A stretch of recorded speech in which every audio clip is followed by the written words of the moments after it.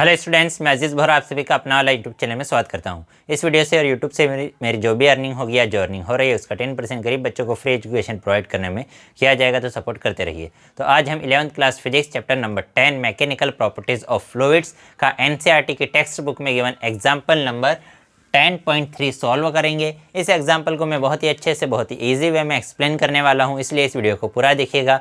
और अगर अभी तक आप लोगों ने हमारे चैनल को सब्सक्राइब नहीं किया है तो चैनल को सब्सक्राइब कर लीजिए, बेल आइकन को भी प्रेस कर दीजिएगा ताकि नए वीडियोस की नोटिफिकेशन आपको समय पर मिलते रहे।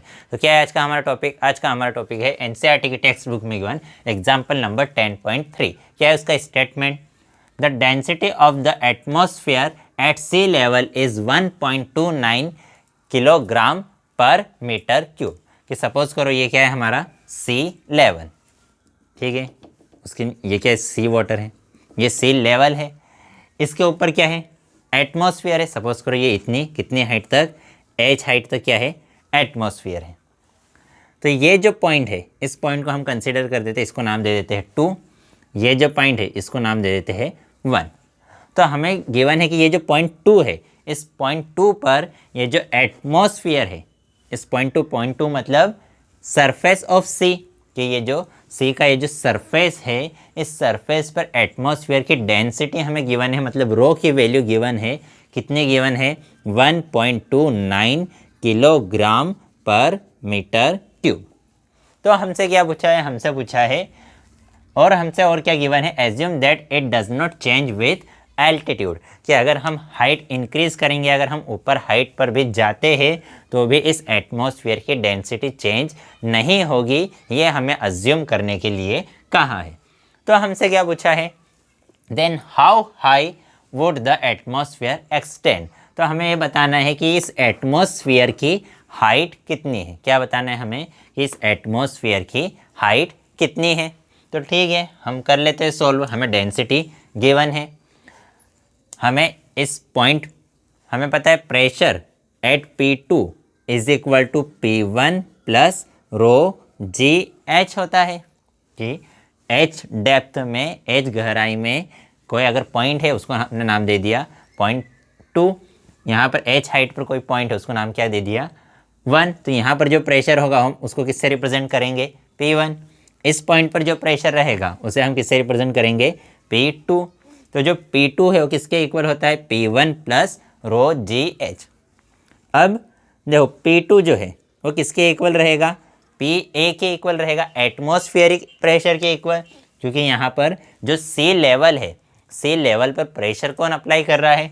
एटमॉस्फेयर। इसका मतलब ये जो P2 है वो किसके इक्वल रहेगा? एटमॉस्फेरिक प्रेशर के इक्वल, क्योंकि यहाँ पर प्रेशर कौन अप्लाई कर रहा है? एटमॉस्फेयर।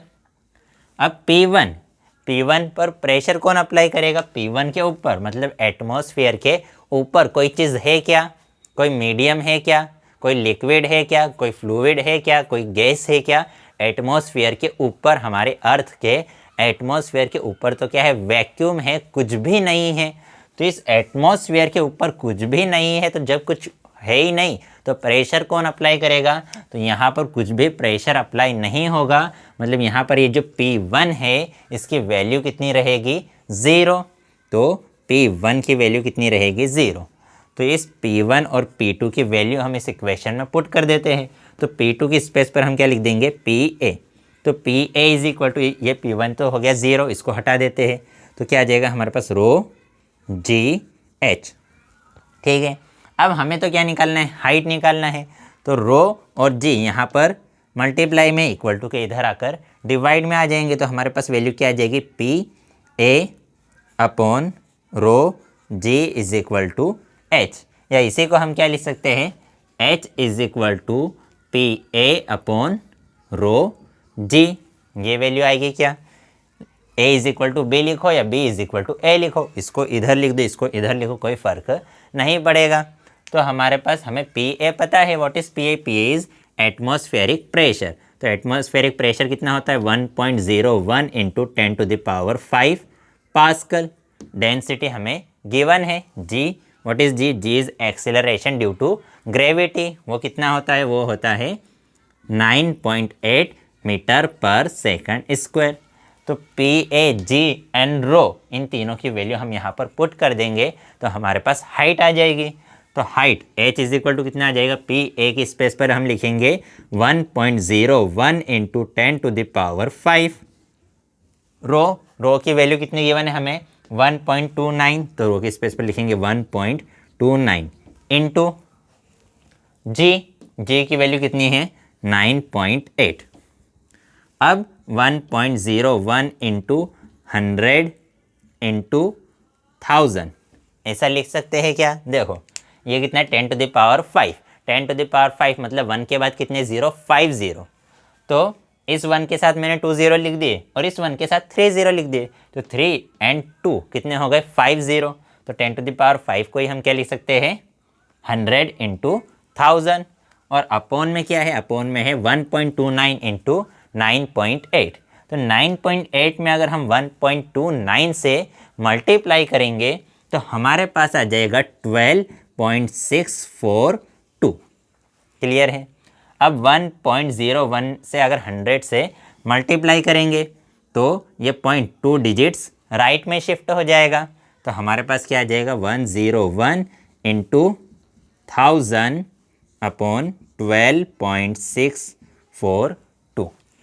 अब 101 में अगर हम 12.642 से डिवाइड करेंगे, 101 को किससे डिवाइड कर दे 12.642 से डिवाइड करें तो हमारे पास वैल्यू कितनी आ जाएगी, हमारे पास वैल्यू आ जाएगी 7.989। क्या कह रहा हूँ मैं कि 101 को डिवाइड कर दो किससे 12.642 से डिवाइड करो तो हमारे पास वैल्यू कितनी आ जाएगी 7.989। और मल्टीप्लाई में कितना लिखा है 1000, तो मल्टीप्लाई में मैंने लिख दिया 1000। तो 1000 से मल्टीप्लाई करेंगे, 1000 से मल्टीप्लाई करेंगे तो कितना 1 2 3 डिजिट पॉइंट राइट में शिफ्ट हो जाएगा। तो हमारे पास कितना आ जाएगा 7989। और ये क्या आ गई हाइट मतलब डिस्टेंस, और डिस्टेंस की ऐसा यूनिट क्या होती है मीटर। तो यहाँ हम क्या लिख देंगे मीटर। तो 7989 मीटर आ गया। अप्रोक्सीमेट ये किसके इक्वल आ गया, अप्रोक्सीमेट इक्वल आ गया 8000 मीटर के इक्वल। अप्रोक्सीमेट किसके इक्वल आ गया 8000 मीटर के इक्वल। इसी को हम अप्रोक्सीमेट क्या लिख सकते हैं 8 किलोमीटर। 8000 मीटर मतलब कितना किलोमीटर 8 किलोमीटर। 1000 मीटर किसके इक्वल होता है 1 किलोमीटर के इक्वल। तो 8000 मीटर किसके इक्वल हो जाएगा 8 किलोमीटर के इक्वल। इसका मतलब ये जो एटमॉस्फेयर है, एटमॉस्फेयर की हाइट कितनी है अप्रोक्सीमेट 8 किलोमीटर है। कब, जब इस एटमॉस्फेयर की डेंसिटी चेंज नहीं हो। लेकिन रियलिटी में तो क्या होता है जैसे जैसे हम हाइट पर जाएंगे, जैसे जैसे हम हाइट पर जाएंगे एटमॉस्फेयर की ये जो डेंसिटी है ये क्या होती जाएगी डिक्रीज़ होती जाएगी। इसी टाइप से जो जी है उसकी भी वैल्यू है कि जैसे जैसे हम हाइट पर जाते हैं एक्सीलरेशन ड्यू टू ग्रेविटी भी क्या होते जाता है डिक्रीज़। तो जो रो है वो भी हाइट पर जाएंगे तो क्या होगा डिक्रीज़, जी जो है वो भी हाइट पर जाएंगे तो क्या होगा डिक्रीज़। तो अपॉन वाली चीज़ जब इंक्रीज़ होती है तो इक्वल टू वाली चीज़ क्या हो जाती है डिक्रीज़। अपॉन वाली चीज़ अगर इंक्रीज़ होगी तो इक्वल टू वाली चीज़ डिक्रीज़ होगी। अपॉन वाली चीज़ अगर डिक्रीज़ होगी, ये दोनों कैसे इन्वर्सली प्रोपोर्शनल। एक चीज़ बढ़ेगी तो दूसरी चीज़ कम होगी, एक चीज़ कम होगी तो दूसरी चीज़ बढ़ेगी।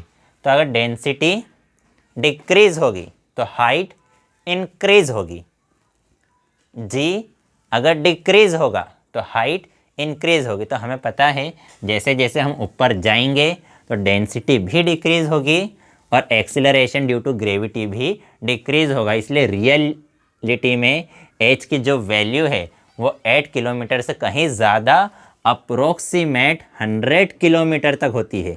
कितनी होती है 100 किलोमीटर। क्योंकि ये अजम्पशन तो कब आया जब हमने कंसिडर कर लिया कि डेंसिटी फिक्स है और जी की वैल्यू भी फिक्स है और वो फिक्स वैल्यूज़ को पुट कर दिया। लेकिन रियलिटी में वो फिक्स रहेगा क्या, जैसे जैसे हम हाइट पर जाएंगे डेंसिटी डिक्रीज़ होती जाएगी, जी की वैल्यू भी डिक्रीज़ होती जाएगी। रो और जी की वैल्यू अगर डिक्रीज़ होगी तो एच की वैल्यू इंक्रीज़ होगी। और रियलिटी में एच की वैल्यू अप्रोक्सीमेट कितनी होती है 100 किलोमीटर। क्योंकि रियलिटी में रो और जी की वैल्यू डिक्रीज़ होती है। तो ये हमारा आंसर आ गया। तो आंसर ये इस क्वेश्चन के अकॉर्डिंग कितना आ रहा है 8 किलोमीटर, लेकिन रियलिटी में होता है अप्रोक्सीमेट 100 किलोमीटर। तो ये तो मैंने कैलकुलेशन आपको करके बता दी। अब अगर हम रफ़ कैलकुलेशन करें, क्या करें, रफ़ कैलकुलेशन कैसे करेंगे कि ये लिखा है हमारे पास 1, क्या लिखा है 1.01 को अप्रोक्सीमेट हम कितना कंसिडर कर ले 1। ये कितना लिखा है 10 to the power 5, तो उसको मैं लिख दूँ 100 into 1000 अपॉन में क्या लिखा है 1.29 को मैं अप्रोक्सीमेट 1.25 कंसिडर कर लेता हूँ। 9.8 को अप्रोक्सीमेट हम कितना कंसिडर कर सकते हैं 10 कंसिडर कर सकते हैं। ये हमारी एग्जैक्ट कैलकुलेशन है। अब मैं रफ़ कैलकुलेशन आपको करके बता रहा हूँ कि रफ़ कैलकुलेशन अगर करें तो क्या होगा। अब ये तो है हमारा 100 into 1000 अपॉन 1.25 को अगर 10 से मल्टीप्लाई करें तो कितना आ जाएगा 12.5 को अगर किससे डिवाइड करें 100 को किससे डिवाइड करें 12.5 से, तो 12.5 का 2 कितना हो जाएगा 25, 4 टाइम्स में कितना आ जाएगा 50 और 8 टाइम्स में कितना आ जाएगा 100। तो 12.5 बन जा 12.5 और 12.5 से 8 टाइम में 100 कैंसिल हो जाएगा। तो ये कितना आ गया 8 into 1000 मीटर, और 1000 मीटर ही किसके इक्वल होता है 1 किलोमीटर के इक्वल। तो ये आ गया 8 किलोमीटर, और यहाँ भी हमारी वैल्यू कितनी आई थी अप्रोक्सीमेट 8 किलोमीटर। तो यहाँ हमने एग्जैक्ट कैलकुलेशन की थी इसलिए ये वैल्यू आई थी, और यहाँ हमने थोड़ी रफ कैलकुलेशन की है तब भी अप्रोक्सीमेट हमारा कितना आ गया 8 किलोमीटर। तो आज की वीडियो में इतना ही। अगर वीडियो पसंद आई हो तो लाइक कीजिएगा, अपने दोस्तों के साथ भी शेयर ज़रूर कर दीजिएगा, पसंद ना आई हो तो डिसलाइक कर दीजिएगा। अगर इस वीडियो से रिलेटेड आपको कोई डाउट हो तो डाउट कमेंट में आप हमसे पूछ सकते हैं, कोई सजेशन हो तो भी कमेंट कर सकते हैं। तो नेक्स्ट वीडियो में हम नेक्स्ट टॉपिक पढ़ेंगे। बाय।